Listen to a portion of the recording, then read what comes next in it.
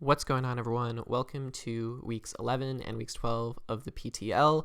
Final home stretch. We're going to try and see if we can make this an undefeated run. If not, it's okay. At least we're going to try and get really high seed. We're pretty much locked for one of the top 3 seeds, I think, by the point of week 10, because I think there's me, who's the only undefeated left, and then I think there's 2 people who are 9-1. So we'll see how that goes. But really, I just want to get a high seed so I have a good standing for playoffs. I hope everyone's feeling safe. I know quarantine is a thing.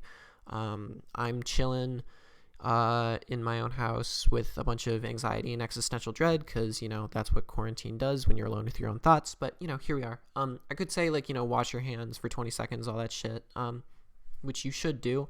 But just, also, stay informed and try and look to actual sources regarding what to do and what is safe and what the future predictions are, rather than, the media or our president or anything like that. Look to actual epidemiologists for the best information and things like that, and sort of draw your own conclusions, but also be courteous of other people's fears and social distancing practices and things like that. So just be safe and respect other people and, stay inside. That's very important. So this thing is very deadly and very serious, and I hope everyone stays safe. So that's not what we're here to talk about. We're here to talk about PTL. We are up going against Rufus this week for week 11. He, I think, is 4-6, so I don't think he can make playoffs, but still wanted to go for that undefeated streak. This is his team: Jirachi, Kyurem, Togekiss, Snorlax, Crawdaunt, Darmanitan, Decidueye, Sandaconda, Cinccino. So, pretty scary team, actually. Honestly, I wouldn't mind this team myself.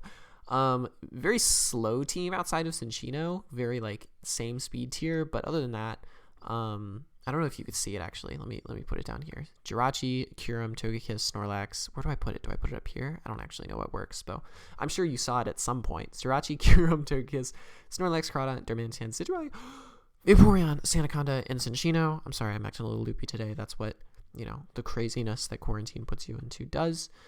But I thought that Kamo had a pretty good matchup here. Either Drain Punch hits things stab neutrally or Ice Punch hits things super effectively. I think this thing just goes off once Togekiss is chipped, which is pretty good. And then we have an Insect Plate Durant with Substitute for the first time, and then just Dual Stab. Dual Stab hit his team pretty damn well, so I went for that. Choice Banded Cinderace. The only thing that really walls it is Snorlax and Vaporeon. I ended up going, instead of going for high jump kick, I figured I'd just rather U-turn on the Snorlax anyway. I'd rather have double edge to hit the Vaporeon for as strong possible damage as possible, and then I can kill Snorlax with other things. Other than that, Pyro Ball just goes in against his entire team, and I can afford to run Adamant this time by predicting that Cinccino doesn't come, so I'm creeping Jirachi here. Hippowdon has a terrible matchup this game, but I needed rocks somewhere, so it's probably gonna be pretty useless outside of just setting up stealth rocks and maybe slacking off on the right things, like Jirachi, for example. It's a very good answer too. Quiver Dance Blossom I thought went in pretty decently this game. I just wanted to bring Blossom again. I think I've only brought it twice, but I really feel like I've only brought it once against Salty Jack, because the week 5 game against Ogle Bina was kind of whack. So yep, just a Quiver Dance set. And then we have Mimikyu with Toxic, Taunt, Shadow Sneak, Play Rough. Truthfully, I don't really remember why I had this set. I think it was to somewhat answer Snorlax. I don't know. I'm just weirdly into Toxic, Taunt, Mimikyu recently. So we are going to, it's this game right here, this replay. So we're gonna look at the replay, y'all. We're gonna look at it. So he brought Cinccino, which is kind of scary for my Cinderace, so I'm going to have to play around that. But he ends up leading Vaporeon, just gets the lead right. I was hoping he would lead Jirachi and I'd just be able to get my rocks off, but he makes a very good play and goes Vaporeon, which makes a lot of sense because me leading Blossom doesn't make much sense, and Vaporeon is a very good matchup against the rest of my team. So a very good lead on his end. He goes for the Scald. I'm praying that I don't get burned, but I do unfortunately get burned here, which means I'm not going to get Leftovers Recovery, and my Earthquake's going to be doing next to nothing. But I do get my rocks up, which is nice at least. I know he has Togekiss, which can defog, but a lot of my team pressures Togekiss anyway, and I can even taunt it with Mimikyu, which is partially why I had taunt. So a lot of me thinks that there's not a lot of ways that Togekiss can defog. He does go into Kyurem here on a Baton Pass, which is a really good play on his part, as I now have to switch my Mimikyu, bust my Disguise. I do take any one hit, and I do outspeed because I'm 96 speed, and Kyurem is 95, so I should be able to go for Play Rough. And Play Rough does kill Kyurem at this range, so he's basically going to be forced to switch out. I should have made a prediction here by making a double, but I ended up just going for Play Rough in case that he wants to stay in, or, you know, maybe he's like Scarf and wants to Ice Beam me or something. I'm not necessarily sure. Probably should have made a double here to hit Howdon to get some recovery off, but I didn't end up doing that, so that's completely okay. He's going to go for Iron Head here, do 20%, so I'm at 21% here. Had I not gotten the burn, I would have been guaranteed out of range of this next Iron Head. Unfortunately, got that 30% burn, which is fine, and he does get the roll with Iron Head to kill me. I went for Slack off that turn, so I was hoping that wouldn't happen, but it did, so be it.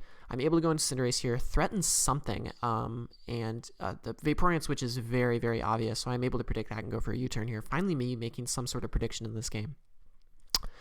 As I go into Durant here, now this is really important because even if I get scalded, and even if I get burnt here, I think he's going to either try and switch or go for Wish here. He can't really switch in anything, thankfully, so X-Scissor is really just bopping something right now. I could go for First Impression, but I end up going for X-Scissor just in case he switches to... Or no, I go for Sub here. That's what I'm trying to figure out. Yeah, I go for Sub because I thought he would switch. That's why. I was thinking to myself, why did I go for X-Scissor? I go for X-Scissor on this turn because I can't go for First Impression anymore. Should have just gone for First Impression in the first place, but I really thought that he would switch. I don't know why I thought he would switch, because I don't know what he would switch to. So I probably should have just First Impression straight out the gate there. And the reason I need a First Impression there is to get it Vaporeon's damage low, so Banded Cinderace just completely slaps his entire team. And unfortunately, X-Scissor misses. I was okay taking the skull damage if X-Scissor hit because it would mean that Vaporeon is chipped. He can't, you know, he lacks a good switch into Mimikyu. He lacks a good switch into Cinderace, so that's really good. He goes for Scald here because now X-Scissor isn't killing, and I want to keep my Durant alive for First Impression. So I am able to get a Quiver Dance up here as he will go into the Kyurem. And I was like very confident that like this Sludge Bomb killed here because I thought Blossom's like the GOAT, right? Honest truth is I probably should have Quiver Danced again because it would allow me to live in Ice Beam. I don't live in Ice Beam from this range, and unfortunately, Sludge Bomb doesn't kill this thing. I might have calced Max Special Attack, which I know I'm not, so that might have been my mistake here. So Sludge Bomb doesn't kill the Kyurem, which sucks, but I am able to go into Cinderace here. It is looking a little bit bleak, but my perception is as long as I can chip things down with Cinderace, Klinger's Soul Komo should still perfectly go in once Togekiss is chipped a little bit. So that's fine. I can go for First Impression, just completely blow back the Cinccino, which is what I should have done in the first place with Vaporeon. Unfortunately, I didn't. Is he is going to go into Crawdon here. I'm just going to sack my Mimikyu because I want to keep Durant alive for First Impression. Probably could have gone into something else, but I'm not necessarily sure. I think Mimikyu was the right sack in this instance. And the great thing about sacking Mimikyu here is it does allow me to get into Komodo because Crawdon has no moves that can super effectively hit Komodo outside of something like Icy Wind or Ice Beam, which I doubt he carries. So he is going to be forced to switch into Togekiss here. Now, as long as this thing is not defensive, if this is an offensive Togekiss, I sweep here. So we're gonna see, as it does get as I will pull off the Ice Punch on this turn, and you will see that he is a defensive Togekiss as proved by the lefters. But I get the freeze, which is absolutely perfect and locks me the game. It means I win the game, so long as I just keep Ice Punching, Drain Punching here. But I do take advantage of the freeze here and just go for a substitute in case that this Jirachi is Scarf. It's already revealed leftovers, but my mindset was like, I should just sub here just in case it's Scarf Jirachi because I forgot that it had leftovers. And I'll sub here. Yeah, and it'll be great. So I sub, and there's no reason not to sub, right? Like I might as well just go for it. You know, maybe Vaporeon lives one in like Hazes or something. So he goes in Jirachi here. I knew this thing was leftovers, but I won by Drain Punching, but I Klinger Soul again because that sub play, I was like, just in case Jirachi is Scarf, I'm going to sub, even though it already revealed that it wasn't Scarf, because I forgot that it revealed leftovers, or maybe I just didn't even see it in the first place, because he's never switched up his moves. So my thought was, if I Clinger Soul again, it locks me the game, because if he's Scarf, I'll outspeed the next turn, and I'll be recovering more than Zen Headbutt's doing anyway. So that's really good, right? So I can Clinger Soul again as he goes for Zen Headbutt. I can Drain Punch here, and at this point I realize that he's leftovers, so I'm like, oh shit, like I could have just Drain Punched and been fine, but alas, that did not happen. So I still win, because after this recovery, Zen Headbutt in no way kills me, except for the fact that he crits me. So here we are. As you can tell, this game is like very hacks filled, because I missed that X Scissor, and that Scald Burn turn 1 really sucked, but then I froze the Togekiss to get back into it after that hacks, and then he crit me to get back into it after I haxed him. So it's very back and forth, like thinking hack seals you the game, and then you get hacks in your favor, and then it goes the other way. I am able to go for a Sucker Punch on this Cinderace here. I have to lock in a Sucker Punch because there's nothing else I could lock into. Because I want to get damage on this Crawdon, I guess. My hope was that Sucker Punch might like crit or something, and then like the Life Orb recoil knocks out with Aqua Jet. But that didn't happen. And if that happened, I might have been in a good position, because it would mean like I might be able to first impression crit the Vaporeon or something. But unless I crit this X Scissor here, which, given how this game is going with the crits and the freezes and all that shit, is very possible. But if I crit this X Scissor here, I do win the game. No, I don't. So we lose our first game of the PTL, which is totally fine. Good game to Rufus, aka Melganator. I don't think this is going to get him to playoffs, especially since his win was so narrow. And thankfully, it's not going to hurt our differential very much. Our differential is still like plus 35 or something at this point. Losing does suck, especially losing because I made that stupid play with... I made a few stupid plays. Like, I can blame the hacks and be like, like I got that fucking like Zen Headbutt crit, and I got the Scald Burn and all that shit. But I made some pretty terrible plays this game that kind of cost me the opportunity to get back into it. So first was subbing with Durant instead of first impressioning right away. Obviously, if I like missed the first impression, it wouldn't have mattered, but like I still think that's important. Like I could have just done more damage with first impression rather than subbing into X Scissor. And then the second thing was that double Clinger Soul, which is really funny because in my draft analysis, I remember saying like, I can Clinger Soul twice and I'll just be totally broken. And the first time this season I Clinger Soul twice, I lose. So for the first time. So never Clinger Souling twice ever again in my life. So it just doesn't need it, especially when I'm behind a fucking substitute. So that's fine. Yeah, so those are the two plays I could have improved upon. And the third play I should have improved upon was quivering again with Blossom to take the Ice Beam and then in turn kill with Sludge Bomb. And that's because I just wasn't calking. I just presumed that Sludge Bomb killed. If I did calc, I probably would have made that play.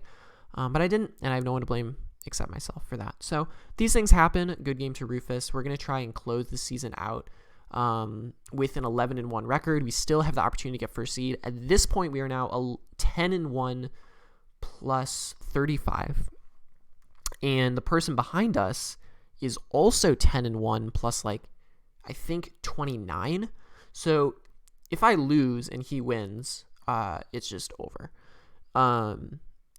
Like he's top seed and I'm second. I might even be lower than second seed. If I win, I basically guarantee it because I'm 6 differential points ahead of him. The only way, there's no way. So yeah, I just have to win this in order if I want to be top seed. But still, I think I'm locked still top 3 regardless, so it doesn't matter. So for week 12, we're playing Raven, whose team is down here.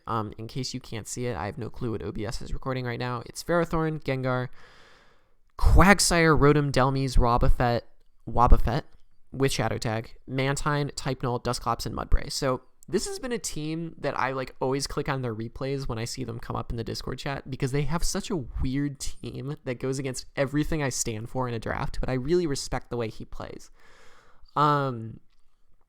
He's basically been playing this entire season with his one piece of offense being Gengar and then everything else just being bulky and obnoxious, and then type null setting up and winning, and then like Mudbray randomly putting in work. So like it's one of the weirdest drafts I've seen in a while, and people have been losing to it. He's 5 and 6 at this point.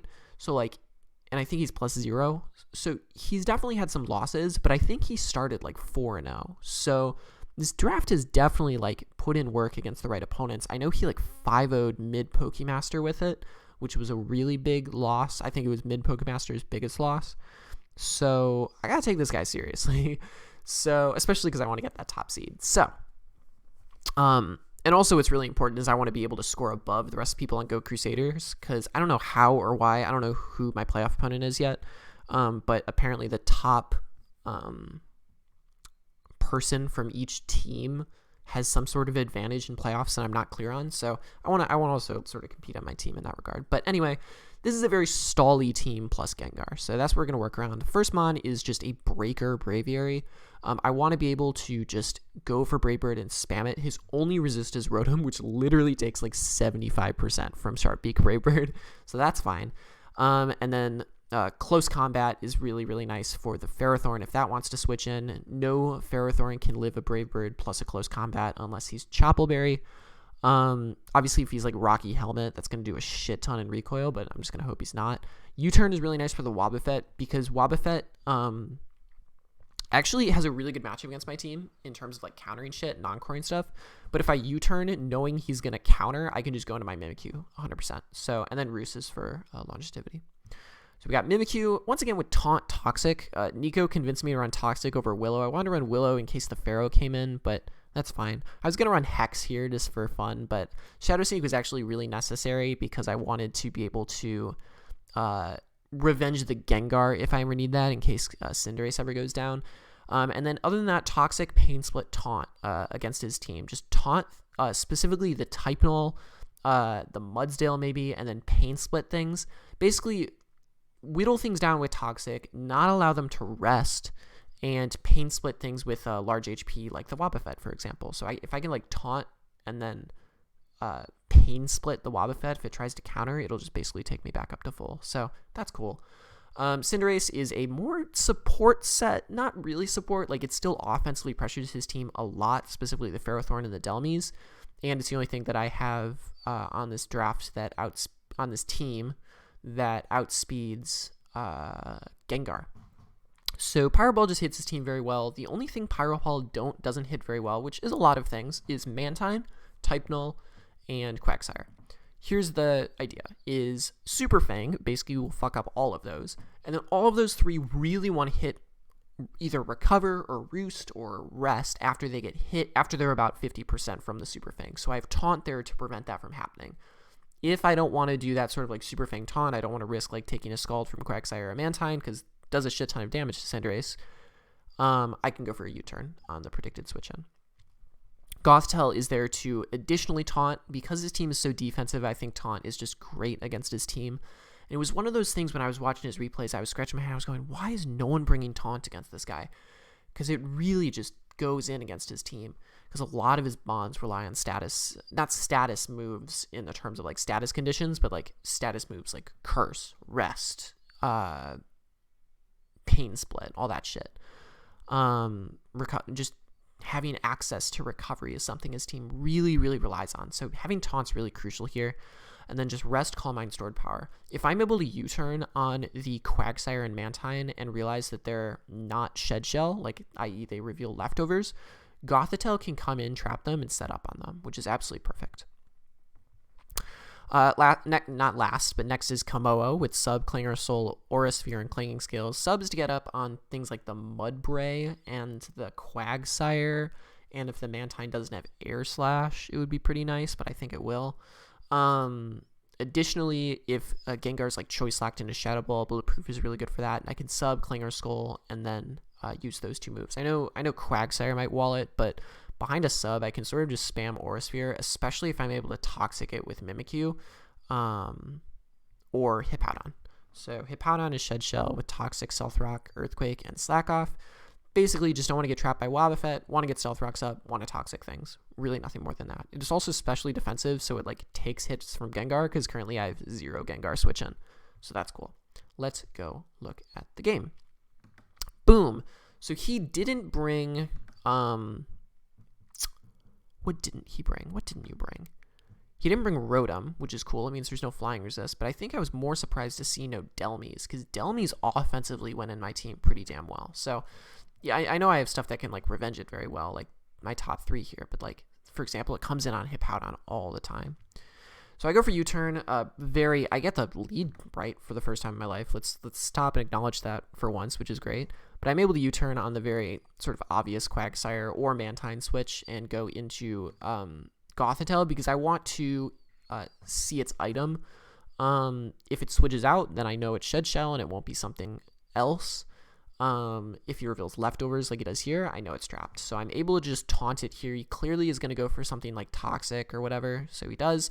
I'm able to taunt it and completely neuter this Quagsire and start going for Calm Mind. So I promise Gothitelle doesn't just win from here, because he still has ways like Gengar to revenge this. But yeah, Gothitelle is going to do a little stuff here just to eliminate the Quagsire. So Gothitelle at the very least is going to do a really good job eliminating this Quagsire here, which is great. I do have to sort of think about it at this point though, because I have to like taunt, and then I also have to like he actually reveals Haze, so I got to be careful about that as well. So I basically just have to like play this really correctly so that I'm still beating this thing 1v1, but I'm not risking getting crit or something like that. So I do have to rest one more time, and he doesn't actually go for Haze, which I thought he would go for, which allows me to just wake up and taunt again, which is great, and I could just sort of keep doing this. I think if he hazed, he would have been in a much better position. I sort of scout the stored power damage here and realize that I have to Calm Mind up a little bit more, which is fine, whatever. But I actually just stored power more, because I realize, okay, if I rest, then I'm going to be in a position where, like, he's just going to be able to haze, and all the damage I had done has been forgotten about. So Gengar does kill me at this range with Shadow Ball, so I do have to switch out, except I know that he's going to go for Shadow Ball, so I don't have to like risk going for Hippowdon. I could just easily go for Braviary and get the immunity, which also allows me to get momentum with this U-turn. I was considering Brave Birding, but I figured Mantine, like defensive Mantine, could still take a hit, and I didn't want to take a bunch of recoil with Wobbuffet or whatever. I felt U-turn was just a better play. As I am able to go into my Cinderace and go for a Super Fang against this Mantine, very obvious bring in, and then I'm able to U-turn as he makes a switch into Type Null, which is great. I'm able to go to Mimikyu here and just go for Taunt to prevent it from cursing. I thought that was 100% what he would do at this point, but he doesn't. He just goes for a U-turn, so kind of a waste of a taunt, but that's okay, as he will go into the Ferrothorn. I'm going to put this on slow a little bit. I considered taunting here in case he wanted to get a Prox, but I figured just going into Cinderace and putting like immediate pressure on this is great. He goes for a Leech Seed, which is perfectly fine with me, much better than Rocks, because it means that Cinderace is still going to have some good amount of potential here. It's not going to be taking Rocks damage all the time. So I'm able to threaten something with Pyro Ball. I'm like very confident that he's going to switch out at this point. I went for Pyro Ball, not really predicting the Protect, but sort of just saying to myself, like, I sort of want to scout the damage on Mantine. And see what happens, but at this point, since he protects and knows I'm like possibly going to go for Pyro Ball, it's so obvious he's going to switch into a water type. So I go for a U-turn here, and now I can threaten something with Brave Bird. As he goes into Ferrothorn, it's going to do a little bit under half, but close combat is going to kill him. If he's like, if this ended up being like a max roll, like if he was like max HP, max defense, close combat doesn't kill him. He also hasn't revealed leftovers or Rocky Helmet, so my thought that he might be Chople, so I didn't risk the close combat. As he does go into Quagsire here, I know he's going to try and either Encore or taunt me, as I taunt him, and I'm able to just U-turn here and go into my Mimikyu, which is absolutely phenomenal, but he ends up switching out actually, and I'm able to U-turn here, and I'm able to just put on the same amount of offensive pressure I did with Braviary. I truthfully probably could have gone to Goth at this point, because it had revealed leftovers, but I wanted to put more offensive pressure on things like Ferrothorn and Wobbuffet to get them chipped in stored power range, in case Mantine had something like Haze and I was only able to get like one Calm Mind off. I wanted to be able to have things chipped so that Sword Power just has a better chance of sweeping because those things are more chipped. So that was a long-winded explanation, but, that's what you come here for. Cinderace comes back in. We're back at full thanks to Leftovers. Leftovers Cinderace somehow totally kicking ass right now, as I'm still pretty good on Powerballs. I thought Powerball would actually kill this Mantine, but ends up not. And it would like two-shot this Mantine, but didn't end up being the case. But at this point, I'm like, all right, fuck it. Let's bring in the Gothitelle. Like, we'll see how it goes. Like, my mentality is like, if he has Haze or something, and I'm not able to like set up and sweep, then fine. I'll just go into, I'll at least eliminate this Mantine, and then Cinderace has a better job sort of cleaning. So we're going to play this on fast for a little bit because it is a lot of Calm Minding, and then I could even hyper fast it. You want to go hyper fast? Woo! Hyper fast. Woo! Woo! Okay, here we go. But yeah, he's going to I'm going to taunt him. He reveals Roost and Scald. He hasn't revealed Haze yet. But over time, yeah, it's just going to sort of be Goth. Goth doing its thing. There he reveals Haze, so it's just me sort of waking up and then Calm Minding. I make a misplay by not taunting right away, so he's able to get Toxic off, but it's fine because I can just rest it off because Goth's fucking obnoxious and annoying. I'm able to just rest again. It's terrible. He can't really beat this with his Mantine, so he's sort of trapped. I don't want to PP stall him. I know I did this with David Ryan, but in this case, it's actually really necessary because it means he no longer has switch-ins to Cinderace if I do this correctly. And if I do it really correctly, he could just sweep his team, which would be great.